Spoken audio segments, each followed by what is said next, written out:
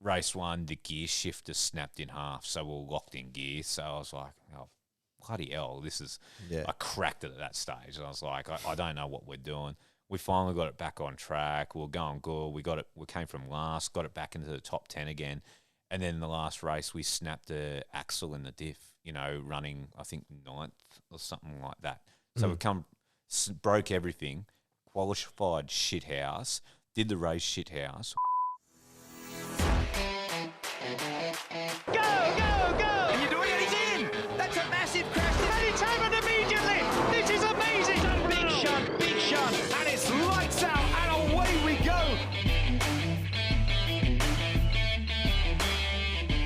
It was raining, wasn't it, down there too? Yeah. Oh, it was rained in the morning, typical Melbourne weather, shithouse.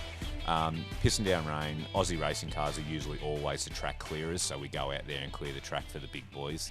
It's just stupid. We're the smallest cars out there and usually leave the most mess after all of our races. So, we went out there and I just, I don't know what clicked, but we just put this wet setup in the car. Yeah. And, man, it was a gun. I overtook 4 people on the inside going into turn 6 on the first lap. I made 10 spots and I was like, I don't know. I didn't think I was a good driver. I'm thinking, what have I done? And we went up and then we got caught in a kerfuffle and got turned around. So we came back to... I got my fact checker here, Alyssa. She's, as I'm staring off camera, however you're listening, she's fact checked me for about 14th, 15th in that race. So we kept going up. And then, poor little Carly, we've named her, it's just one thing after another. Just... something to break and hold us back. It was easy to fix. We're back on track, but it ruined a race. So, that's pretty much how our weekend went. Thanks for bringing it up. It took me a week to get over it. I'm going to talk about it. I don't know if I want to do this podcast anymore. I think I want to get out of here. I think it's good you got it out up front. Yeah. Now we can start. Now we can start the podcast. Oh, okay. Oh, thank God. You were saying, though, about the podcast, each chassis is different, or... Because I don't know much about Aussie race cars. As you know, I'm just a Formula Ford guy. Yeah. We can't tell, can we? No. So I don't know. Like, Lockie's raced Formula Ford and Aussies. Yeah. So yes, they are the same in a sense.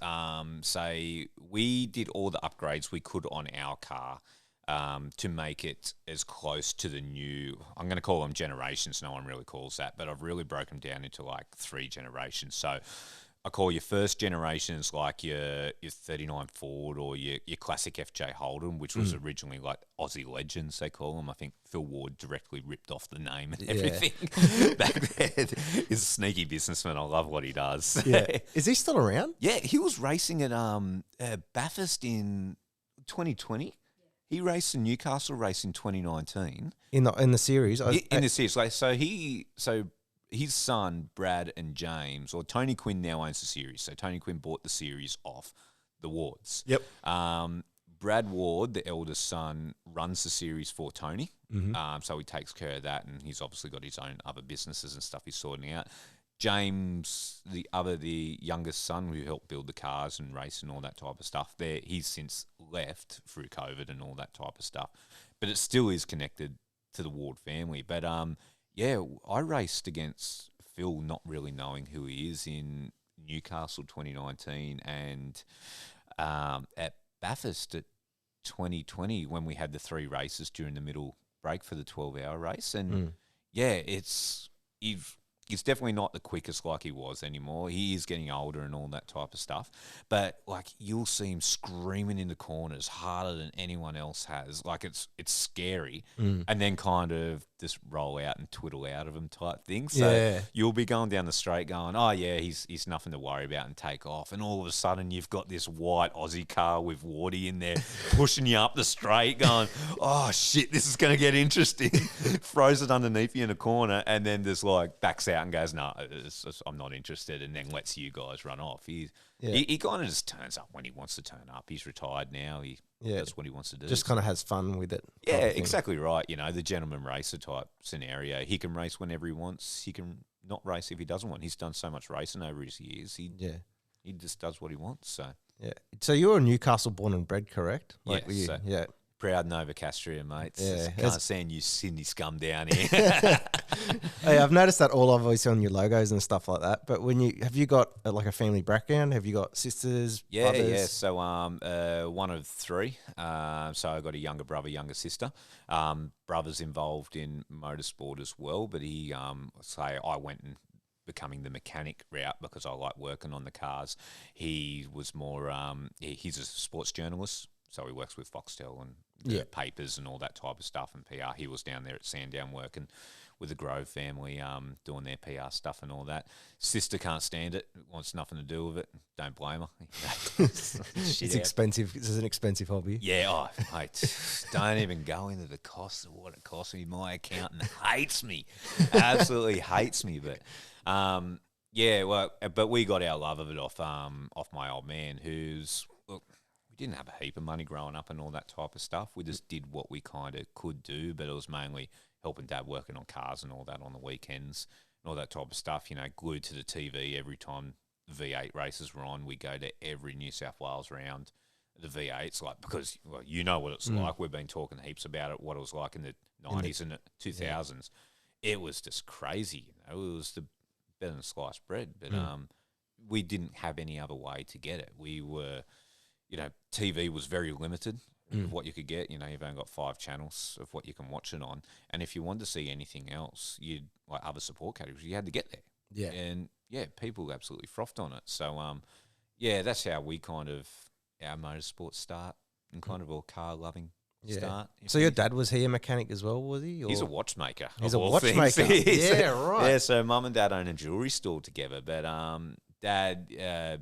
Dad growing up was obviously around very blue-collar type areas. You know, he'd have cars he was always doing up. So we're running through the list of what we used to fix up and all that type of stuff. And he had RX-7s and 5-litre VP Commodores and all that type of stuff, you know, which it was just nothing back then. But, you know, now they're worth a bit of money.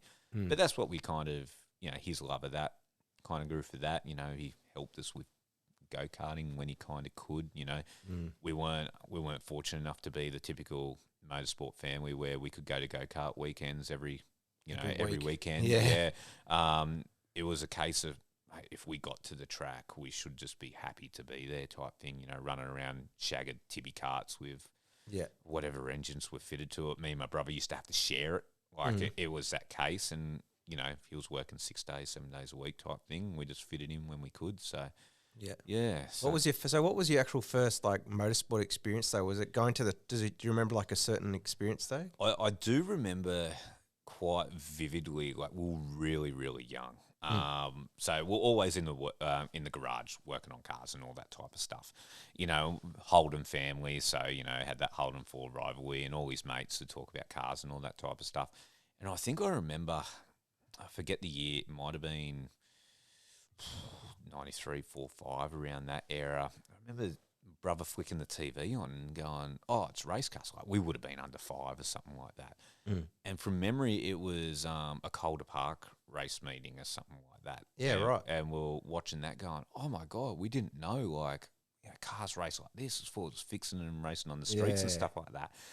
And then we kind of found out about it, and Dad knew about it, and going, "Oh, okay." And then we got addicted to it, type thing, and because that's what you did back then. Yeah. And that's how kind of the bug started, or how we went more serious with it and wanted to follow, you know, what the race drivers are doing. And then obviously from there, you'd attend every meeting you can. Yeah. That had come to town and all that type of stuff. And then it just grew in the family that we got more passionate about it. And yeah, that's how we ended up today. Maybe I shouldn't turn that TV on. I could have done something better, maybe more cost effective. A ballerina, I reckon. I'm good on my toes. Could have watched Cheese TV or something. Yeah, well, that's it. Power Rangers and stuff back then. Yeah, that's it. We're always Cheese TV and all that type of stuff. What's your favourite memory though of like the 90s and 80s? Because I love sharing that stuff, as you've seen. Like, do you remember like it doesn't have to be motorsport at this point? Yeah. Good question. I remember around that you'd hate it because you're like, oh, you know, this is a bit shit. Yeah. But then when you look back on it, you're like, oh, that was the best era. Like, it was just, everything was just, you know, simplified. It was very simplified. It was very like, you know, you get your cartoons in the morning type thing, and you get your Simpsons at 6 o'clock on Channel 10 type thing. Like that was, and you just made up the middle of the day with whatever you can. You know, we might have had a Super Nintendo or something like that growing up, but it was all like riding push bikes in the bush and building jumps and all that type of stuff, and then racing your mates. Me and my brother used to make racetracks that our bikes could run around and all that. It was a case of you didn't have anything else to procrastinate on. You couldn't suck yourself into a phone or something like that, or on a computer, or, you know, even the experience of getting a movie from the movie shop, like a cassette.